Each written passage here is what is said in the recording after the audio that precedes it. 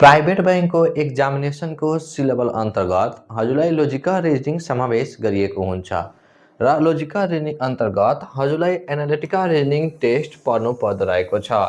Analytical reasoning test तपाईँको जुन रहेको छ यो तपाईँको फिगर रिलेटेड रहेको छ। हेर्नुहोस्, यो तपाईँको जस्तै तपाईँको यहाँ हेर्नुहोस्, आजको यो भिडियोमा हजुरको माझमा 10वटा जति प्रश्न लिएर उपस्थित भइसकेको छु। यस्तो खालको तपाईँको जुन छ धेरै बैंकको एक्जामिनेसनमा सोधिसकेको छ भने आउन पनि एक्जामिनेसनमा सोध्न सक्ने तपाईँको धेरै सम्भावना नै हुन्छ। तल दिएको तपाईँको जुन फिगर रहेको छ त्यो फिगरमा कतिवटा ट्रायंगल छ यो कुरा हजुरलाई के गर्नु पर्दो रहेको छ, पत्ता लगाउनु पर्दो रहेको छ।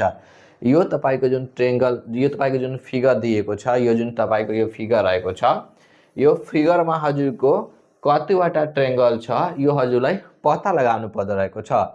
प्राइभेट बैंकको एक्जामिनेसनमा हजुरको अप्सन त दिइसकेको हुन्छ, तर अप्सनमा टिक लगाउनु भन्दा पहिला हामीहरूलाई कन्फर्म गर्नु पर्दो रहेको छ कि यो दिएको जुन फिगर रहेको छ यसमा कतिवटा ट्रायंगल छ भनेर। यस्तो खालको यदि फिगर आएको छ भने हजुरलाई फर्मुला लगाउनु पर्दो रहेको छ। n तपाईको यहाँ n+1 डिवाइडेड बाई 2। यहाँ हेर्नुहोस्, यो 1 भयो, तपाईको 2 भयो, यो 3 तपाईको हामीहरू लेखे। n को प्लेसमा हामीहरू के लेख्छौँ, 3 लेख्छौँ र हामीहरूको 3+1 डिवाइडेड बाई 2 गरिदिन्छौँ। हेर्नुहोस्, तपाईको यहाँ जुन छ 3 इन्टु के भयो 4 भयो, डिवाइडेड बाई 2 गरिदिन्छौँ, यो कट्यो 2 ले र तपाईको यहाँ के आयो 3 इन्टु 2 आयो भनेको तपाईको कति भयो 6। कति एन्सर तपाईको यहाँ आएको छ, एन्सर तपाईको 6 आइसक्यो। अब तपाईको एक्जामिनेसनमा अप्सनमा 6, 8, 14 र 16 दिएपछि हजुरको अप्सन ए रहेको छ। हजुर सल्भ गरेर के भइसक्नु भयो, कन्फर्म भइसक्नु भएको छ। त्यस्तै गर्दा अब प्रश्न नम्बर तपाईको 2 मा हेर्नुहोस्, यहाँ 1, 2 तपाईको यहाँ जुन छ हेर्नुहोस्, यहाँ के छ, यहाँ 1 छ, यहाँ 2 छ, यहाँ 3 छ, यो 4 छ। पहिला जस्तै छ फिगर हामीहरूको, पहिलाको नै हामीहरूको फर्मुला लगाउनु पर्छ। n+1 डिवाइडेड बाई तपाईको के छ 2 छ।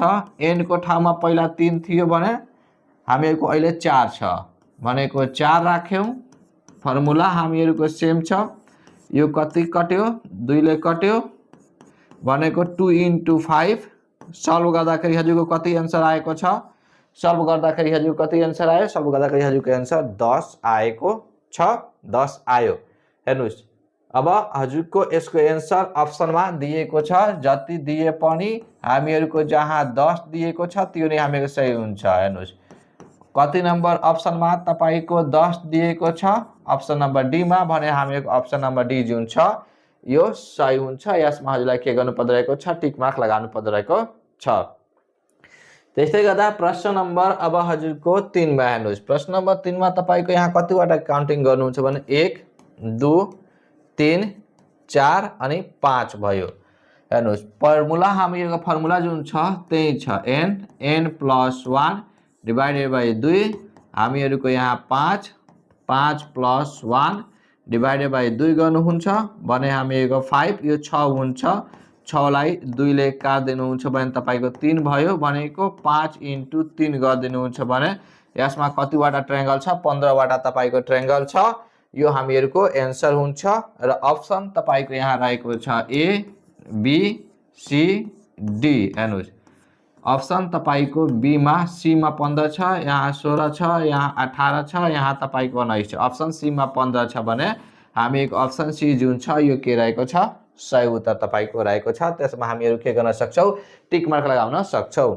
त्यस्तै गर्दा अब प्रश्न नम्बर तपाईको हेर्नुहोस्, प्रश्न नम्बर अब तपाईको जुन छ हेर्नुहोस्, प्रश्न नम्बर तपाईको जुन 4 छ यसमा हेर्नुहोस्, फिगर हामीहरूको चेन्ज भइसकेको छ भने यसलाई हामीहरू कसरी सल्भ गर्छौं। हेर्नुहोस्, कम्प्लिट ट्रायंगल यता पनि छ, कम्प्लिट ट्रायंगल हामीहरूको यता पनि छ, बिचमा हामीहरूको मात्र जोइन गरिदिएको छ कन्फ्युजिङ गर्नको लागि।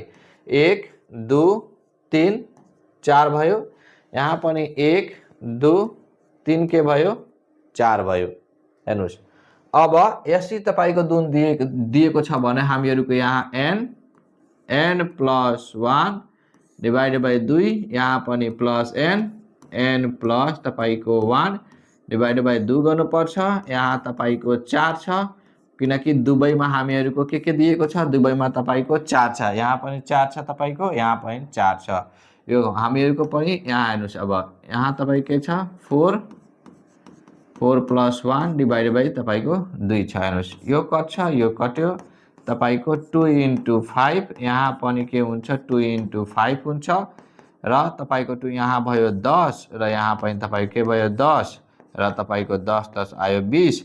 अब हजुरको यसको एन्सर 20 आइसकेको छ भने अप्सन जति अप्सनमा तपाईको 20 हुन्छ त्यो के हुन्छ सही उत्तर हुन्छ 20 तपाईको जुन छ। त्यस्तै गरी तपाईको यहाँ 1 2 3 4 छ, यहाँ पनि 1 2 3 4 छ। पहिला जस्तै नै हामीहरू यो सल्भ गर्छौं। यसमा कुनै पनि प्रकारको फिगर अलिकति मात्र घुमाएर दिएको छ तर तपाईको सेम तरिकाले सल्भ गर्नु पर्दो रहेको छ।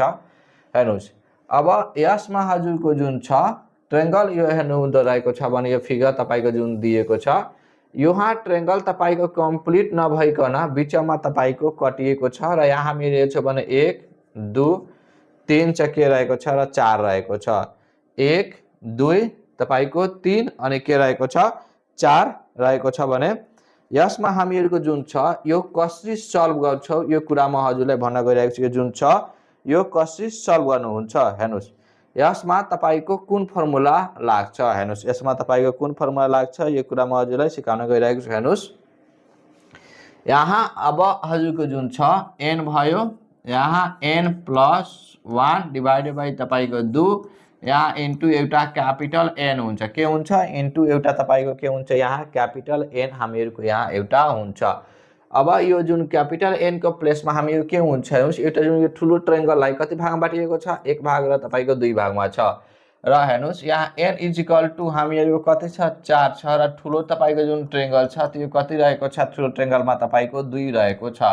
ठुलो ट्रायंगलको प्लेसमा हामीहरु के हुन्छ 2 यहाँ हुन्छ, ठुलो ट्रायंगल जुन छ त्यसको प्लेसमा 2 हुन्छ।